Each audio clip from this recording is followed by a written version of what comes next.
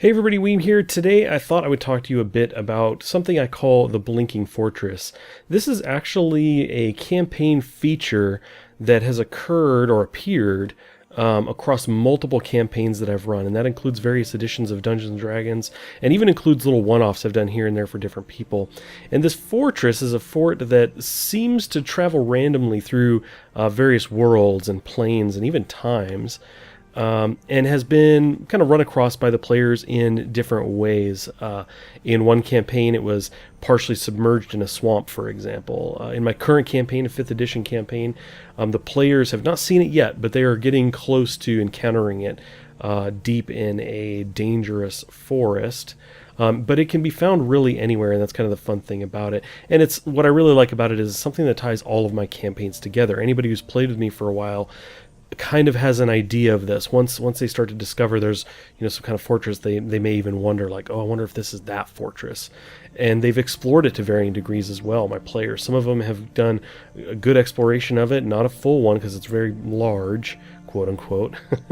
But some others have just basically gone on quests to find it, and maybe have found it and maybe explored a floor or something in it. But like I said, that's pretty much the gist of it. The goal of this video is for me to kind of fill you in on some details about it, to just kind of share, what I know about it, some things that I plan on doing with it, or some ideas I've had, and hopefully by the end, maybe you guys will have some things you can steal from it, or just steal the idea in general. This is largely inspired. I was thinking about this, and it goes all the way back to the very first book I ever owned myself. In 3rd grade, I was given some money. They had a book club at my school, and I bought a Choose Your Own Adventure book called The Mystery of Chimney Rock, and I loved this book. Choose Your Own Adventure was huge for me. It was my very first one, and I only just discovered them. And in fact, in this one, I actually had gone in with crayon and drawn out some of the different possibilities. I actually drew what they were visually for me. So anyway, that gives you a bit of a background. Let me jump into a little bit about what I know of this fortress so far. Now, it probably sounds strange for me to say I've been using something that I don't know everything about, something kind of my own creation, but that's exactly what's gone on here. As I've used it, I've had this kind of these ideas floating in my mind about it, and basically I've learned more about it as the players have kind of got close to it. I've had to figure some things out. For example, in the next session, I know they're going to be exploring this portion of it, and I think a bit more about it. I plot a little bit more of that out and play that. But this fortress has appeared in campaigns going back in time quite a while, and include things that I've even forgotten. So it's kind of this loose thing in my head. But typically where I started, go back to a campaign I ran in 4th edition, where the players actually explored this fort, and they cleared some of it out. I think there were goblins inhabiting it at the time, and discovered that there were weird devices inside here, various crystals that could be powered, and they knew that the fort could be controlled to some extent after further exploring it, and they were dealing with these kind of crystals that had they were kind of like batteries. And in fact, there were even these power suits I had at the time. They could climb into these things and shove a crystal in the slot, and they could kind of power, like walk around in this small little mech suit for a brief period of time. Some of the creatures that they fought within the fort were powered this way and controlled by the fort itself. So we kind of knew that the fort had some kind of an AI, right? It was sentient in some way. So that was kind of cool. It was also apparent through the exploration of some of the fort that, to the players at the time, that it had been a number of different places. There was an area that had obviously been submerged in the sea for some time. I think I had like 2 floors that had different shells and things along the walls and everything. It was clear that it had spent some time underwater, which then kind of led them to believe, okay, this thing must have moved because there's no ocean here. So those were kind of the clues that came to be from a 4th edition campaign. So for some one-offs, I've had players, seek it out or hear about this fortress that appeared out of nowhere, so they go on a quest and maybe they find it. Maybe the one-off doesn't even get there. Some one-offs, I think I had done 2 one-offs where there was a clearing out of like a courtyard of the fort by the time we ran out of room from some goblins. I know I had it submerged in a swamp at one point for another campaign. And there was a light exploration of it at that time, but I wasn't quite ready for them to go too far with it. One of the things I really liked about this fortress was it really could be introduced in a campaign at any level. I'll talk about that a little bit later. But currently, in my 5th edition campaign, the fortress exists deep in what is called the Deep Wood, a very dangerous forest, and the players are actually heading out to a place called the Fortress in the woods. They don't really know why it's called that. But once they get out there, they will discover that there is a small town, a very small town here. It's mostly military. The kingdom has sent people in there to kind of set up an outpost, and it's called the Fortress. This outpost is called the Fortress because the fortress itself has been discovered nearby. It was the only thing out there, and they started to build near it. But it is kind of buried in the overgrowth of the woods and everything. It's lied dormant for some time. The players, meanwhile, we're only 3 sessions in, have dealt with a kidnapping, and it turns out that the person that was kidnapped was creating these body parts from like wood and metals for some unknown purpose. He was being told he had to create these. He was a doll creator and had made small versions, so he was kidnapped and put to work making life-size versions of basically humanoids from these parts. So I think the players are kind of thinking something along Warforged could be going on. They also have crystals, and they've seen that a soul was put into one of these crystals. They're carrying it right now. It's not like they can talk to this crystal, but it's understood that the persona or soul of this child is inside of this crystal. They don't really know anything beyond that. So anyway, as they in the next session or two coming up, they will be discovering this fortress along with some other people from the outpost there that will have been exploring kind of the first few rooms and everything. And I'm not quite sure where we're going to go with that. I do like the idea of them discovering that it can be powered and potentially even exploring it fully and perhaps putting it to use. Because the fortress has been this ongoing thing throughout my campaigns, it's always kind of been touched on to varying degrees, but not for too long. And I'm thinking that this will be the campaign where the fortress plays a very prominent role. We'll see how it goes. I don't like to plan things out more than like the next session, because I like things to be open and kind of discover the world myself based on what the players want to do. But I can see that that is a possibility, a very distinct possibility. So I mentioned that I try to think about ideas for maybe the next upcoming session, but in the back of my mind I've kind of got larger ideas floating around about the fort, different possibilities, and I never know if I will ever get to those. And again, I'm thinking for this upcoming campaign, or rather the current campaign, that in upcoming sessions, essentially, that we may discover more and really kind of dive into this. Finally, just say, you know what, I really want to explore this. Let's see where it goes. But again, largely depends on the players. But some of those bigger ideas that have floated around in my mind include a group or a cult that has figured out the pattern of travel for the fort. Now, I've never needed to know where it goes or why, just that it's been many places, right? And it can fly. I've established that in previous campaigns. It can be flown, but it's not done well. It's been sporadic, so the control the players have had at the one time they actually flew it was not great, and it didn't last long. But anyway, I liked the idea that there was the fort would kind of blink around or travel, might fly for, a few miles, disappear, and it appears on another plane or a different time. It kind of moves around, and really, like, no one who observes this would have any idea why. And if you sat back and could chart where it was going, it would seem random, but over a given period of time, there may be a pattern that emerges from this. So I do like the idea of like a group of people or scholars or maybe some cult has figured out the pattern of travel and is now preparing to meet it in some location. Like, we know it's going to be here on this date, so we're prepping for years because we know in 5 or 10 years it will be in this location, and we plan to seize kind of control of it. I like that kind of idea.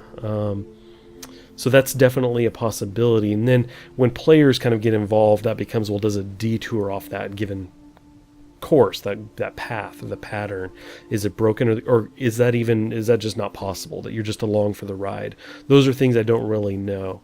I did in kind of a vision of sorts in another campaign, the players activated this device that showed the history of an area around them, almost like a projection, and it showed a valley. In the campaign setting Mystara, the known world, there is this little spot on the map called the Lost Valley of Utaka. And anyway, this kind of projection showed this valley, and it showed a fort like this one. In fact, it showed like 5 of them flying in formation over the valley. So there's been an indication that these can be used as like a military could use them in some sense. Maybe they have weapons put on them or something. So anyway, that's a little bit of the background to that. But I do like the idea of the players really not having great control over it, and it's kind of along for the ride. But obviously, if you give them some kind of control, they can use it in really interesting ways. But it's hard to bridge the gap of, okay, a player goes from knowing really nothing to, oh, I can control this and I understand where all the planes are and I know how to get there and do that. So obviously, if you go back to the first kind of point, the group or a cult, maybe the players can like work with them, right? That's entirely possible. So one of the other things that we have is currently in my current campaign, the players are carrying around a crystal that has within it the soul of this child, and they may end up exploring this fortress in the next session 2 or 3. And so there's this idea in kind of the back of my mind that perhaps the child, persona in this gem gets pulled into the fortress in some way. I've had this kind of idea before of a struggle of some kind of persona, like a soul like this, a person, going against like the AI in a sense of the fortress, and basically a battle of, a battle for control, essentially. I want to control you, or the AI of the fort saying no, essentially that's not possible. But that there has to be a working together of those two in order for it to actually be controlled. So anyway, that's a possibility. I kind of like the idea of them going in there and there being some activation of the fort in some way, a recognition from the players that, oh wow, this thing can be powered and it has something to do with this crystal. But obviously it may take them some time to kind of figure out more than that. And then if so, is the child, this persona of the child, can it win out, right? Or can it work with the, again, I'm going to call it an AI of the fortress, to work for the players in some way? I'm not really sure. Another way to kind of deal with that too is to have navigators out there somewhere, right? Maybe in another plane, or who knows, another time, who used these all the time. And this one may have been lost in a war or something like that, but they're so powerful, it's got this kind of drive still, and it's kind of slipping through time and planes, trying to figure out what it needs to be doing, because it's at a loss. It was created for this one purpose that is now lost to it, and so it's struggling to find that. So that's an idea too, that there may be someone out there who has that kind of knowledge that says, hey, I can control this. So anyway, those are all ideas I've been considering. I've got some other things too, little loose things here and there. I've had a lot of different things happen encounter-wise within the fortress that were really fun. And those may kind of give indication of some possibilities as well. I had a really fun encounter in the fortress that was flying at this point, and the players came into a room with a golem who was it was a stone golem standing in the middle of the room, hunched over, grabbing these handles on the floor. It was just standing there, and they engaged in the combat with it and let go of those handles and started fighting them. But it had this blue kind of crystal to it as well, an indication that it was in direct communication with the fortress. And so what would happen is, as the fight progressed, and this was in 4th edition, it knew, okay, I'm in trouble here, and I want to throw all the players against the left wall, and it could communicate that instantly with the fortress, and the fortress would veer sharply one way, but at the same time the golem would reach down and clutch these handles on the ground. So the golem would clutch the handles, and the players might have that opportunity once they got thrown around a few times to go, oh, we need to hold on, something's going to happen. It would clutch these handles, the room would tilt, say 45 degrees, anyone not prepared, would go sliding into the opposing wall. And the golem itself could even use that to his advantage. The floor would tilt from time to time, and it would actually use that to leap across the room. So that was a really fun encounter, and it kind of indicated that there were these, these defense units like within the fortress, kind of acting like robots, right? And to some degree controlled by the fortress, which was a lot of fun. But obviously that indicates kind of that military background for it as well. I mentioned earlier that this was great for any level. I have actually used this in one-off games where the players are level 1 where the players were level 3. In 4th edition, I think by the time they came across it, they were somewhere, I think levels 8 to 10, somewhere in there. And I think that really works because there's just a wide range of options. This fortress is oftentimes in this kind of docile state. It's not powered and it's lost somewhere. And so obviously early on in the early levels, it could be used allowing players to come across it or seek it out, or hear, as I did in one case, this fortress appeared on a hillside out of nowhere. These farmers said this fortress obviously wasn't here before, now it's there. And players could go explore it and say, you had goblins inside, or kobolds, or, different creatures could have taken it up as a home, right? And so the players end up clearing that out. And if you never did anything with it again for a while, that would be fine. If you never touched it again, it'd be fine. Or you could go back to that and, later have things like I'm looking into now, the players potentially reactivating it, or maybe starting down a path of wanting to control it. That can occupy a whole, middle tier of play in a campaign where they're learning about it and they're gathering the tools and the people necessary to take control of and use this fortress. And then obviously much later in the later tiers of gameplay, you could be using it, the players could be using it to travel through different planes, or using it in wars and things like that.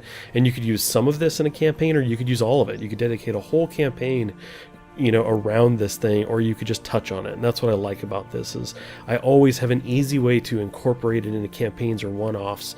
And I just really love having that thing that kind of ties everything together for my campaigns. So that's about it. That is my Blinking Fortress, the reoccurring NPC of sorts across my campaigns and one-offs. It doesn't appear in every single campaign or one-off that I run, but I do like to reference it or use it pretty directly through most of my campaigns, certainly. So anyway, I hope you enjoyed that. I hope this video was helpful in some way. Did you find it interesting? Did you hate it? Is this helpful to you? These are all things I would like to know in the comments below. Again, this channel is largely an experiment at this point of me just kind of sharing ideas and things of that nature related to tabletop gaming. So again, let me know in the comments what you think about this. Otherwise, I do want to thank you guys for watching. I really appreciate it, and I'll catch you next time.